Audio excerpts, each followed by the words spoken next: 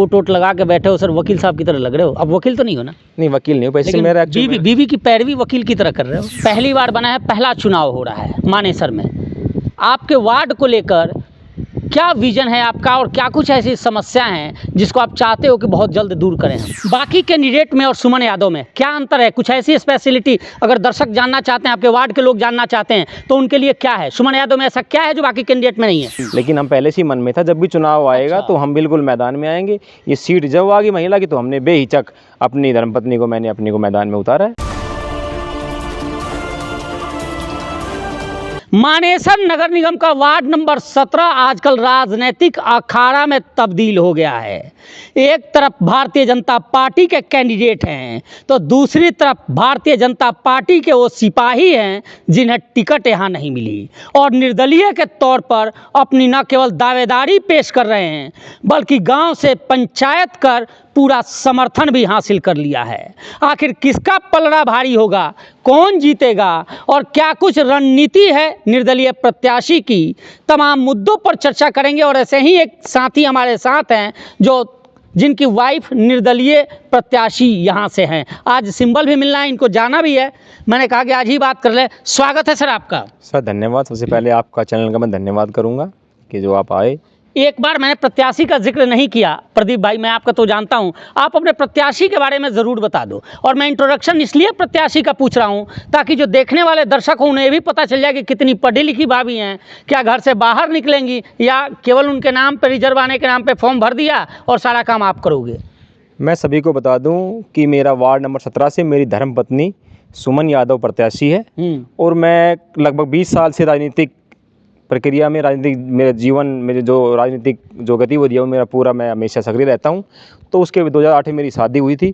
शादी के बाद से मेरी वाइफ भी मेरे साथ साथ राजनीतिक घरेलू कामों में भी वो व्यस्त रहती है और साथ साथ पॉलिटिकल राजनीतिक जो गतिविधि है उनमें मेरा साथ देती है। तो वो बहुत शिक्षित और पढ़ी लिखी और अच्छी उम्मीदवार है, मैं तो ये कहूँगा। और हम जो है बहुत ही कर्मठ है वो, और इस वार्ड की हर समस्या को, हर चीज़ों को आराम से सुलझाने में पूरी हिम्मत रखती है। प्रदीप भाई, मुझे लग रहा है कि पहली बार होगा कि वो यहाँ मौजूद नहीं है, उनकी इतना तारीफ़ कर रहे हो।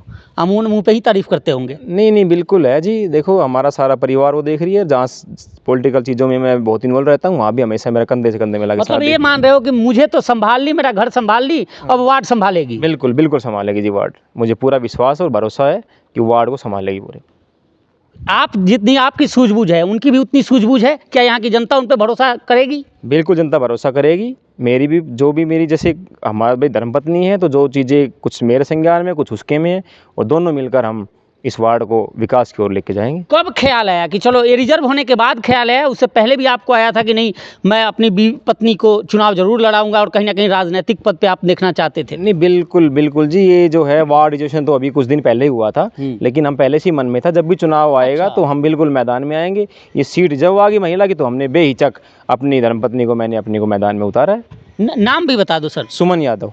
हाँ, बताया था आपने। सुमन यादव प्रत्याशी है, निर्दलीय उम्मीदवार है, वार्ड नंबर 17 नगर निगम मानेसर से। चलो, अभी जरा इस वार्ड वार्ड की राजनीतिक चीज़ें बता दो, बाउंड्रीज बता दो कि कौन कौन से इलाके आते हैं और आप आज के डेट में कहाँ खड़े हो। देखो जी, वार्ड में मुख्य रूप से मैं सिकोपुर गांव से बिलोंग करता हूं और हमारा सिकोपुर गांव है और साथ में हमारे कुछ सोसाइटीज़ हैं सेक्टर की जो लगी हुई है। विंटर हिल्स है, MR पाम हिल्स है, कुछ वोटें जो है सोसाइटी की जो लगी हुई है, वो एक बूथ भी हमारा सोसाइटी बना हुआ है। और बाकी हमारा मोस्टली गांव है और वो बूथ जो वाटिका जो सोसाइटी। टोटल वोट कितनी? टोटल 5000 के समथिंग वोट है हमारे वार्ड में। 3000 के आसपास, 2500 के आसपास पोल होंगी?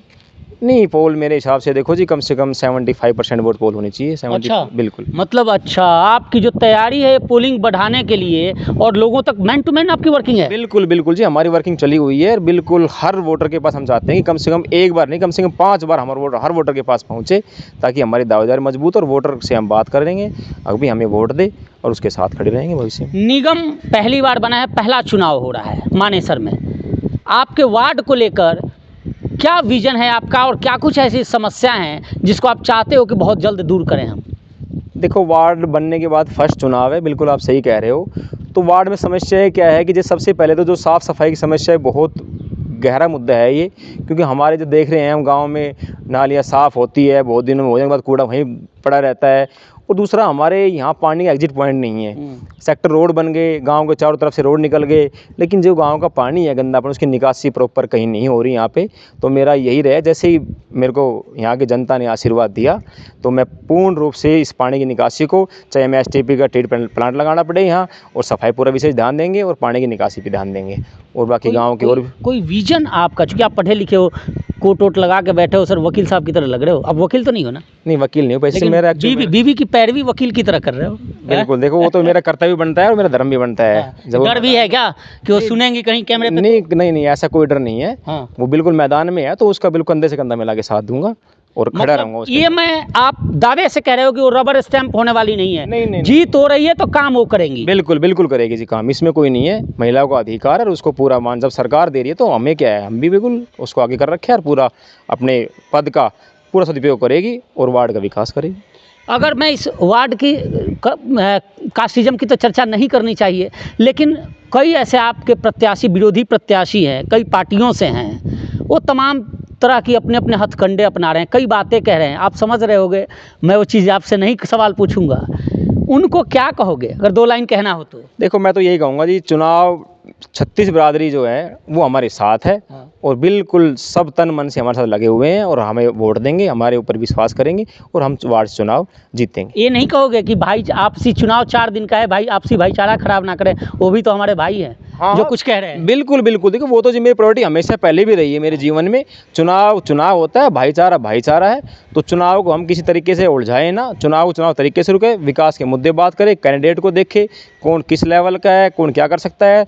तो वोटरों से यही है कि उसको सोच समझ के वोट दे अपनी, और बिल्कुल भाईचारा को बनाए रखे। बाकी कैंडिडेट में और सुमन यादव में क्या अंतर है? कुछ ऐसी स्पेशलिटी अगर दर्शक जानना चाहते हैं, आपके वार्ड के लोग जानना चाहते हैं, तो उनके लिए क्या है? सुमन यादव में ऐसा क्या है जो बाकी कैंडिडेट में नहीं है? भाई, सुमन यादव में यह है कि सुमन मैं हमेशा सक्रिय रहता हूँ, वो साथ साथ राजनीतिक जो मेरा जीवन रहा है उसमें हमेशा उसने साथ दिया है, और वो हर चीज़ों को समझती है और हर चीज़ों को, किस समस्या का समाधान कहाँ से होगा उनको भी वो जानती है। तो इसलिए वो परिपक्व है वो, और वार्ड को आगे ले जाने में पूरा मुझे विश्वास है कि वो बिल्कुल पूरा अपना जोर लगाएगी। आज सिंबल मिल रहा है आपको, 2 लाइन आप अपने वार्ड की जनता से कहना हो तो क्या कहोगे? मैं जनता से ये अपील करूंगा कि आज हमें सिंबल मिल जाएगा, तो हमारे वार्ड की जो जनता है, मतदाता है, उनसे मेरी हाथ जोड़ के विनती है कि वो हमें वोट दें आने वाले 2 मार्च को। जो हमें सिंबल मिलेगा उसके सामने का बटन दबाकर हमें भारी मतों से विजय बनाए, सुमन यादव को जिताए और अपने वार्ड को विकास की ओर ले जाए। भारतीय जनता पार्टी के कैंडिडेट विकास के नाम पे मांगेंगे, कांग्रेस के कैंडिडेट बीजेपी का विरोध करके मांगेंगे, एज ए निर्दलीय कैंडिडेट आप क्या कह के वोट मांगोगे? आपके पास क्या है? देखो जी, हमारा यहाँ गुड़गांव का जो वोटर है वो राजनीति से बहुत ही परिपक्व है। सबको पता है, जो भारतीय जनता पार्टी चुनाव लड़ रहे हैं उनको पता है, जो हमारा पता है। तो उन चीज़ों को देखते हुए वोटर समझदार है, अपने हिसाब से सही फैसला लेगा और सही दिशा में मतदान करेगा वो। चलिए, बहुत बहुत धन्यवाद। धन्यवाद जी आपको बहुत। चुनाव की अग्रिम बहुत जीत की अग्रिम शुभकामनाएं। धन्यवाद जी, बहुत निश्चित तौर पर वार्ड नंबर 17 है और तमाम जो दावेदार हैं यहाँ मैदान में हैं। आपसी भाईचारा का मैंने जिक्र किया था, हालांकि मैं जब इनका नेक्स्ट मैं इनसे सवाल करूँगा या कैंडिडेट जब रहेंगी तो उनसे भी वो सवाल ज़रूर करूँगा। लेकिन आप वोट देने से पहले तमाम कैंडिडेटों को ज़रूर परख लें, क्योंकि 5 साल आपके दुख सुख के साथ ही वही आपके जनप्रतिनिधि होने वाले हैं। फिलहाल आपकी क्या राय है कमेंट कर ज़रूर बताइए और चैनल को लाइक और सब्सक्राइब ज़रूर कीजिए। धन्यवाद, नमस्कार।